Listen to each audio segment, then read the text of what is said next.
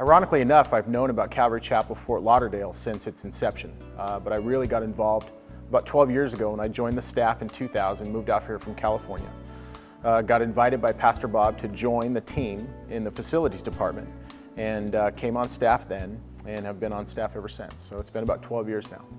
My role right now is I'm an assistant pastor here at Calvary, Fort Lauderdale as the campus pastor of one of our regional campuses, Calvary Chapel, Boca Raton. Right now I believe we have 7 different campuses with surrounding areas that kind of surround Fort Lauderdale as a whole. There are some south, some west, some north, and it's continuing to grow. We're starting to launch campuses in different parts of Florida. I think the vision of Calvary Chapel is to love like Christ, to learn like Christ, to lead like Christ, and to live like Christ. I think everything we do as a church funnels through the mantra of making disciples, to do our best to try to grow people, help people grow in their relationships with the Lord.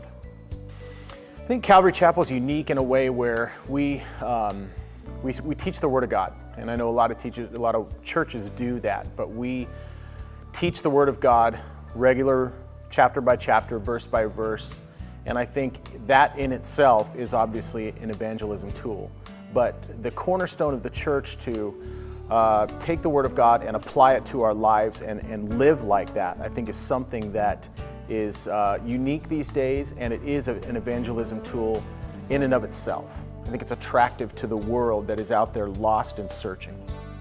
Discipleship is very, it's kind of a grassroots kind of way here. I think it's a lot like the Paul Timothy mentality where it happens through community.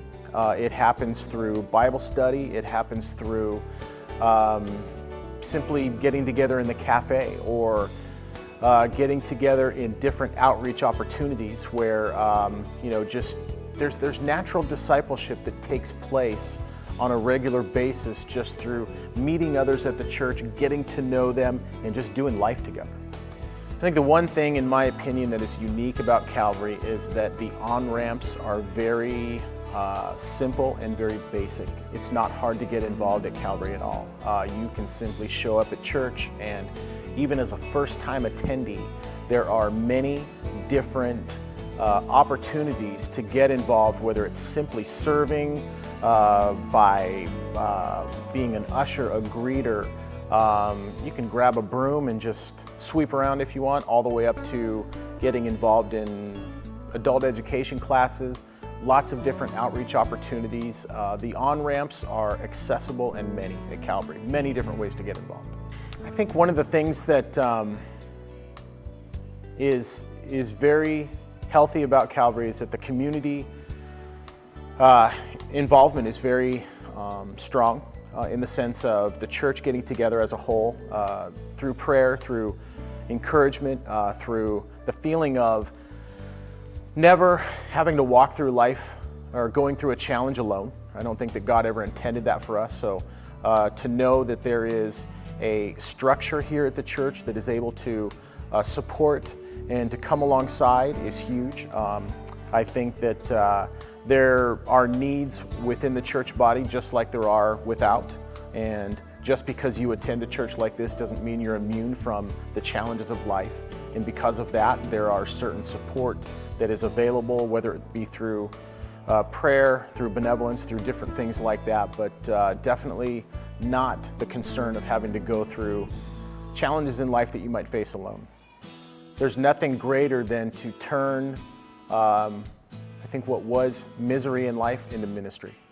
In other words, living a life apart from God and not knowing Him and just being lost and empty, and ultimately discovering who He is and how He has filled my life. I think there's no greater responsibility, but also privilege to be able to share that with others that are on that same search and looking for that same journey that I've found.